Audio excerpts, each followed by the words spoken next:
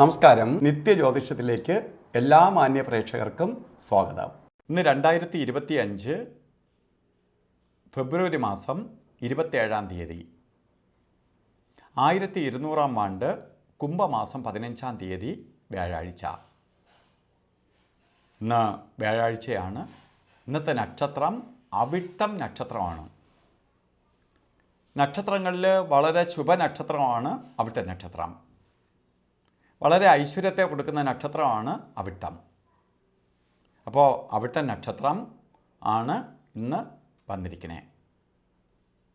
അപ്പോൾ അവിട്ട നക്ഷത്രം വ്യാഴാഴ്ച. അപ്പോൾ ദിവസം നല്ല ദിവസം, ഗുരുവിൻ്റെ ദിവസം. ഗുരു എല്ലാം അറിഞ്ഞു തരുന്ന ആളാണ് ഗുരു. അപ്പോൾ ഗുരു തന്നാൽ എല്ലാം തരും. ഗുരുവിൻ്റെ ദിവസമാണ്. ആ ഗുരുവിൻ്റെ ദിവസമായ ഇന്ന് ശരിക്ക് അവിട്ട നക്ഷത്രവും വന്നിരിക്കുകയാണ്. അപ്പോൾ നമുക്ക് എന്ത് ശുഭകാര്യത്തിനും ഇന്ന് ഇറങ്ങാം. ഒരു ദിവസവും മാറ്റി വയ്ക്കേണ്ടതില്ല. ഇറങ്ങുന്ന കാര്യങ്ങൾ വിജയത്തിലേക്ക് വരും. അതേപോലെ തന്നെ നമുക്കൊരു വർഷത്തെ ഫലത്തെ ചിന്തിക്കുമ്പോൾ, വാർഷിക ഫലത്തെ ചിന്തിക്കുമ്പോൾ, ഒരു വർഷത്തെ ഫലം നമുക്ക് ചിന്തിക്കുമ്പോൾ, ഇന്ന് ബർത്ത്ഡേ വന്നിട്ടുള്ള ഒരു കുംഭമാസത്തിലെ അവിട്ട നക്ഷത്രം ബർത്ത്ഡേ ആയിട്ട് വന്നിട്ടുള്ളവർക്ക് ഒരു വർഷത്തെ ഫലത്തെ നമ്മൾ ചിന്തിക്കുമ്പോൾ വളരെ ഭാഗ്യദായകമായ ഒരു വർഷമാണ്. കാരണം സാമ്പത്തിക നേട്ടം വരും. ഊഹക്കച്ചവടങ്ങളിൽ ഏർപ്പെട്ടിരിക്കുന്നവർക്ക് പെട്ടെന്ന് അപ്രതീക്ഷിതമായ വിജയം ഉണ്ടാവും. അതുപോലെ റിയൽ എസ്റ്റേറ്റ്, അതുപോലെ ഉള്ള മേഖലയിൽ പ്രവർത്തിക്കുന്നവർക്ക് വളരെ സന്തോഷപ്രദമായ അവസ്ഥയുണ്ടാവും. ഉദ്യോഗമില്ലാത്ത ആളിന് ഉദ്യോഗത്തെ കൊടുക്കും. ഉദ്യോഗത്തിൽ ഇരിക്കുന്ന ആളിന് ഉദ്യോഗ കയറ്റം കിട്ടും. അതുപോലെ ബിസിനസ് നടത്തുന്നവർക്ക് പ്രതീക്ഷിക്കാതെ ബിസിനസ് വിജയം ഉണ്ടാവും. ഇങ്ങനെ നമുക്ക് കിട്ടാതിരിക്കുന്ന ധനം വരെ വന്നു ചേരുമെന്നാണ്. അത്രയ്ക്ക് അനുകൂലപ്രദമായ ഒരു വർഷമാണ് നിങ്ങൾക്കെന്നറിയുക. അപ്പോൾ നമുക്ക് പേടിക്കത്തക്ക, ഇന്ന് ബർത്ത്ഡേ വന്നിട്ടുള്ളവർക്ക് ഒരു പേടിയും വേണ്ട. എത്ര സമയദോഷമാണെങ്കിലും നിങ്ങൾക്ക് നല്ല ഫലത്തെ പ്രദാനം ചെയ്തു തരും.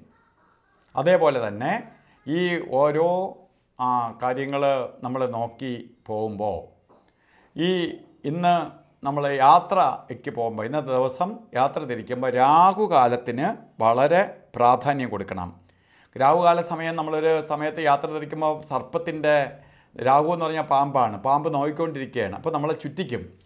അതുകൊണ്ട് രാഹുകാല സമയം നമ്മൾ കലണ്ടർ നോക്കിയിട്ടാണ് ആളുകൾ പലരും രാഹുകാലം നോക്കുന്നവർ പോണത്. അത് ശരിക്ക് 1:30 മണി മുതൽ 3 മണി വരെ എന്ന കലണ്ടറിൽ രേഖപ്പെടുത്തിയിട്ടുണ്ടെങ്കിലും 2 മണി 6 മിനിറ്റ് തൊട്ടാണ് രാഹുകാലം സ്റ്റാർട്ട് ചെയ്യുന്നത്. രാഹുകാല സമയം ശരിക്കും 3 മണി 34 മിനിറ്റ് വരെ ഉണ്ട്. അതുപോലെ ഗുളികകാല സമയവും യമകണ്ഠകാല സമയവും ഒരു കാര്യത്തിനും എടുക്കരുത്.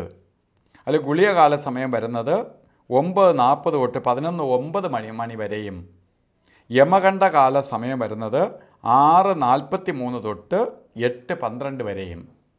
ഈ സമയം ഒരു ശുഭകാര്യങ്ങൾക്കും നല്ലതല്ല. അതേപോലെ തന്നെ ഇന്നും അഭിജിത്ത് മുഹൂർത്തം വരുന്നത് 12:13 തൊട്ട് 1 മണി 1 മിനിറ്റ് വരെയാണ്.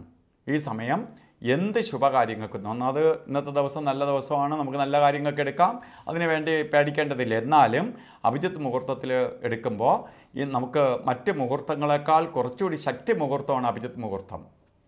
നല്ല ദിവസത്തിൽ അഭിജിത്ത് മുഹൂർത്തം എടുക്കുക എന്ന് പറഞ്ഞാൽ അത്രയും ശോഭനമായി കലാശിക്കും. അതുപോലെ ഇന്ന് ഓരോ കാര്യത്തിന് ഇറങ്ങുമ്പോഴും നമ്മൾ വസ്ത്രധാരണത്തിന് പ്രാധാന്യം കൊടുക്കണം. പ്രധാനമായിട്ട് വസ്ത്രധാരണത്തിന് പ്രാധാന്യം കൊടുക്കണം എന്ന് പറയുമ്പോൾ നമ്മൾ മഞ്ഞ കളർ വസ്ത്രം, മഞ്ഞ മിക്സായിട്ടുള്ള വസ്ത്രധാരണത്തിൽ ഉൾപ്പെടുത്തണം. കാരണം പ്രപഞ്ചത്തിൽ ഇന്നത്തെ ദിവസം ഭരിക്കുന്ന ആരെന്ന് ചോദിച്ചാൽ വ്യാഴമാണ്, ഗുരുവാണ്. അപ്പോൾ ഗുരു ഭരിക്കുന്ന ഈ ദിവസത്തിൽ ഗുരുവിന് അനുകൂലമായി നമ്മൾ നിൽക്കണം. ആ അനുകൂലമായി നിൽക്കുന്നതാണ് വസ്ത്രധാരണത്തിൽ വരെ ചേഞ്ച് ചെയ്യണം. അപ്പോൾ എന്ത് ചെയ്യും? ആ എനർജി, പ്രപഞ്ചത്തിൽ നിന്നുള്ള എനർജി നമ്മളിലേക്ക് സ്വീകരിക്കുകയും നമുക്ക് ഉന്മേഷവും ഉണർവും, നമ്മൾ ഇറങ്ങുന്ന കാര്യങ്ങൾക്ക് വിജയവും, പോകുന്ന കാര്യങ്ങൾക്ക് പോസിറ്റീവ് എനർജിയാൽ നമുക്ക് ആൾക്കാർക്ക് നമ്മളോട് വെറുപ്പ് തോന്നില്ല. ഇതിനൊക്കെ അനുകൂലപ്രദമായ സമയമാണ്. അപ്പോൾ എല്ലാവർക്കും ഗുരുവിൻ്റെ അനുഗ്രഹത്താൽ നല്ലത് വരട്ടെ എന്ന് പ്രാർത്ഥിച്ചുകൊണ്ട് നിർത്തുന്നു. നന്ദി, നമസ്കാരം.